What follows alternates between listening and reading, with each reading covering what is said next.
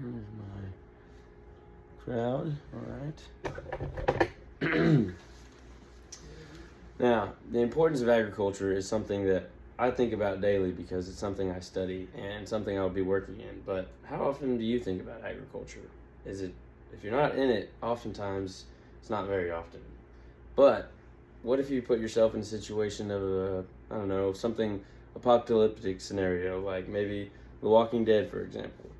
I don't know how many fans are out there that like The Walking Dead, but one of the first things they did, after obviously killing zombies, was trying to find food. And once they got a settlement, you got to try and grow food. And then they take it back to the old days where there's no technology, they didn't have any tractors, and you really get a more of appreciation for how hard it is to grow food. And obviously this is very fiction. Zombies are fiction for now, but what if it was more modern, like some kind of EMP warfare where all of our technology got shut down? Would you be able to grow food for your family? Now, this is just something that would kind of put it more into perspective of what farmers have to go through just to feed us. And obviously, this is what America was grown on, and farming and agriculture is the backbone of America. It's what we did when we got here. It's all there was to do back when survival was all that there was. It was all that there was to think about. It was, I'm going to go out and raise food and cows and everything to feed my family and to feed the neighbors. Nowadays, there's so many more options, and it often gets swept under the rug.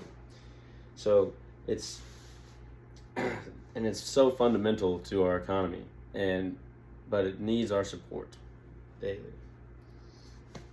So I'm going to kind of walk through the whole industry and all the aspects of it, from the contribution that it gives to us as a society and an economy, the challenges that farmers and ranchers go through, and some solutions. So the contribution is obvious. It's the food on the table. It's the food that brings to in our grocery store. How did it get from the ground to the grocery store is often, also not really thought of if you're not seeing that daily. And same with meat, and as well as everything in the restaurants. But it's so much more than that. This is a little graph, I don't know if you can see it in the video, of a corn plant and all of the byproducts that it comes off of it. And it's too many to count. It's not just one crop of corn. It's not just the ear of corn that you think like corn on the cob, but it's also goes in corn tortillas and corn chips and soaps, and then even switching away from food, it goes into ethanol fuel and oils and medicine, and that's just corn. You also have soybeans and sorghum and wheat and all of these crops that have so many different byproducts that aren't even thought of. Agriculture is in your life every single day, and you just don't realize it. And not only is it something that we consume, but it's also giving our economy crazy jobs. It has over 15 or close to 15 million jobs that it brings to the U.S. And not only that, but also affecting GDP and bringing in imports or exporting for the U.S. to make money. But that's something that we're losing, and we're starting to go away due to modernization. And not only that, but the challenges that need to be brought up as farmers have to go through are just really not thought of.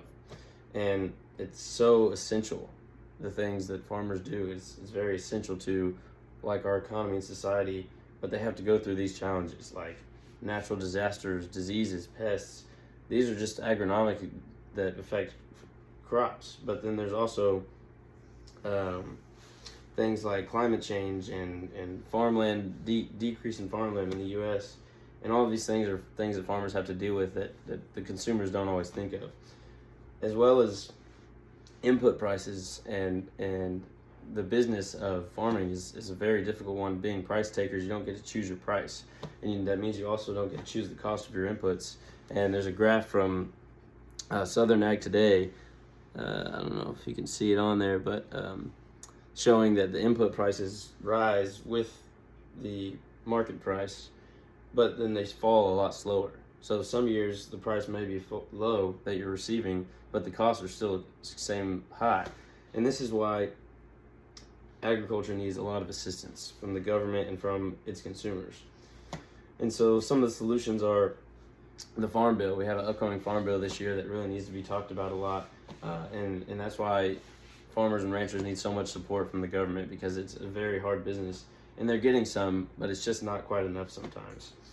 And also, increasing ag technology is huge. Companies like Corteva, like the one I'll be working for, and Bayer are doing all kinds of stuff, as well as schools, land grant schools like Texas A&M are doing huge research to make it a little bit easier. But if you're not in that industry, what can you do? Well, the biggest and most important thing is be educated. As a consumer, if you can be educated on, what's going on with these farmers, it gives you more of appreciation and makes you, kind of see some of these things, and maybe influences you to, I don't know, vote for certain policies and stuff. But most importantly, what it should do is make you want to thank a farmer. And so I'll end it with, next time you go out or you're driving past a field and you see a man out there, maybe just give him a wave in the tractor, because he's working for you. And if you ever see one in passing, just give him a handshake and give him a thank you, because they do a lot more than you know, and it's all for us. So I'm going to show off. They're still here.